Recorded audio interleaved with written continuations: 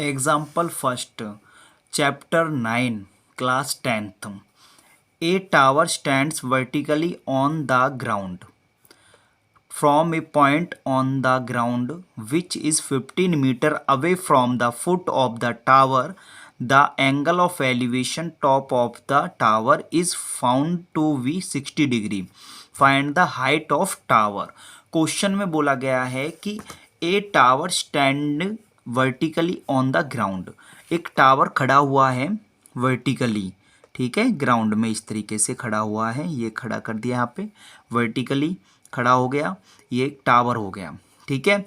From A point on the ground, ground के एक point से, ग्राउंड का एक पॉइंट ले लिया यहाँ पे, ग्राउंड का पॉइंट ले लिया यहाँ पे, ये ग्राउंड पॉइंट हो गया। इसके बाद बोला गया है which is 15 metre away from the foot of the tower, tower के फुट से, टावर के फुट से 15 मीटर की दूरी पर ये ग्राउंड पॉइंट है, तो यहाँ पे 15 मीटर डिस्टेंस हो गया इसका, ठीक है। The angle of elevation of top of the tower, tower के टॉप का, टावर के टॉप का ये हो गया, टावर के टॉप का एलिवेशन एंगल, एलिवेशन एंगल जो बनता है नीचे से ऊपर की तरफ बनता है, तो ग्राउंड के पॉइंट से बात हो रही है, ग्राउंड से पॉइंट से टावर के टॉप का एलिवेशन एंगल कितने डिग्री का दिया हुआ है, 60 डिग्री का, तो यहाँ पे 60 डिग्री लिख लेते हैं। तो find the height of tower, tower की हाइट आपको फाइंड आउट करनी है, टावर है इसकी हाइट आपको फाइंड करनी है, इसको हम h मीटर मान लेते हैं, नामकरण कर देते हैं A B C, समझ में आ गया। लेट कर लेते हैं हम यहाँ पे, सबसे पहले मान लेते हैं let height of tower, tower की हाइट मान लेते हैं h मीटर, समझ में आ गया। और यहाँ पे डिस्टेंस बिटवीन,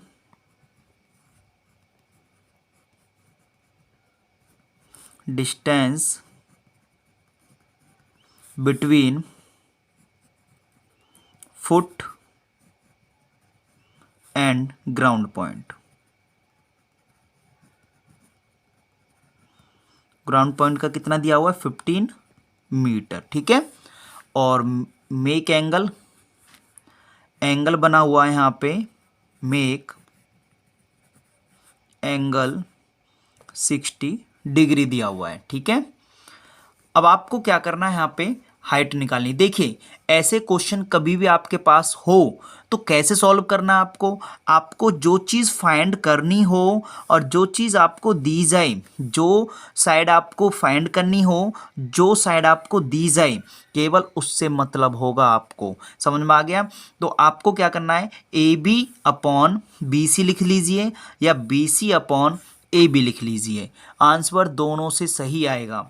तो हम लिख लेते हैं यहाँ पे AB, हम सबसे पहले ट्रायंगल लेते हैं, ठीक है, इन ट्रायंगल ABC, ठीक है, ABC ट्रायंगल लिया, तो मैंने लिखा है यहाँ पे AB अपॉन में BC, AB अपॉन में BC, तो ये AB जो है हमारे पास ये परपेंडिकुलर हो गया और BC जो है हमारे पास वो बेस हो गया।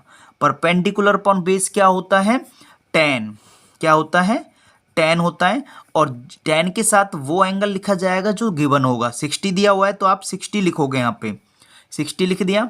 अब AB कितने सेंटीमीटर माना हुआ है हमने, h, तो आप h लिखोगे, अपॉन में BC क्या माना हुआ है, BC यहाँ पे दिया हुआ है 15 मीटर, तो आपने 15 लिख दिया, इक्वल टू tan 60 की वैल्यू क्या होती है, अभी मैंने आपको टेबल सिखाई है, तो इंट्रोडक्शन नहीं देखा तो इंट्रोडक्शन जरूर देखना है। tan 60 की वैल्यू होती है आपकी √3, क्या होती है, √3। अब ये 15 यहाँ पे क्या है, डिवाइड में इस तरफ ले जाइए इसको, बॉर्डर पार ले जाओगे तो यहाँ पे डिवाइड में है, तो इस साइड जाके मल्टीप्लाई हो जाएगा, 15√3 मीटर, ये h निकल के आ गई, h क्या है यहाँ पे, हाइट, तो आप यहाँ पे लिख सकते हो हाइट ऑफ